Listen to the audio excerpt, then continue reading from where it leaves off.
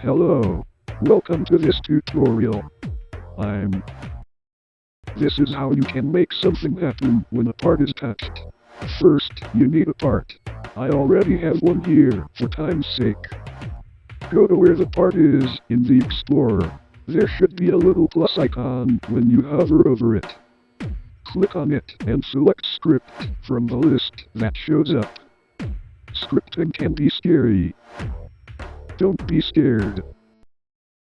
Stop being scared. Stop it. First, type part equals script.parent. This line isn't very necessary, but it can be convenient. Instead of typing script.parent every time you want to reference the part, it is shortened down to just part. Now, type Part.Touched connect function. Add a parenthesis after function and press enter. Anything you add between function and end will fire when the part is touched. For tutorial's sake, I'll make mine change its transparency. Part.transparency equals 0.5.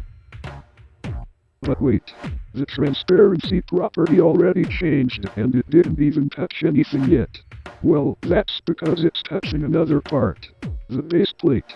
Part.Touched connect function fires when anything touches the part. So, let's add some parameters. In the parenthesis right after function, type whatever you'd like. It doesn't matter too much.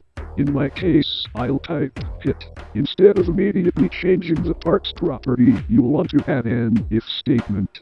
If hit.parent, find first child humanoid then, and then press enter. What this does is check if whatever is touching the part is a humanoid or player. For example, let's say a leg touches the part. That leg in the script will be hit. It then finds the parent of hit, which is the player model. And finally, find first child humanoid finds the first thing under hit.parent named humanoid. Now, if a player were to touch the part, the function should fire. Add back whatever property change you had before to test if it works. For a reason I'll show in a moment, I'll add a print in the function as well. Now, the part's transparency will only change when a player touches it. But you may notice in the output window, the print in the function is firing several times, and a lot at that. That is because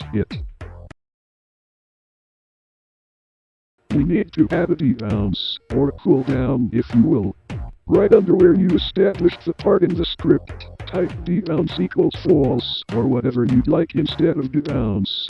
Just like hit in the function, it can be named anything. Similarly, false doesn't have to be false either. It can be true if you want. Inside the if statement of the touched function, type if not debounce then, or alternatively, if debounce equals false then. They both do the same thing. Type debounce equals true.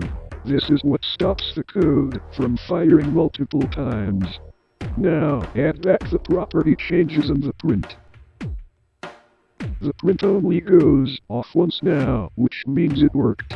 Congratulations, you have made a part that does something when touched by a player. Feel free to tweak and experiment with the code you've just made however you like.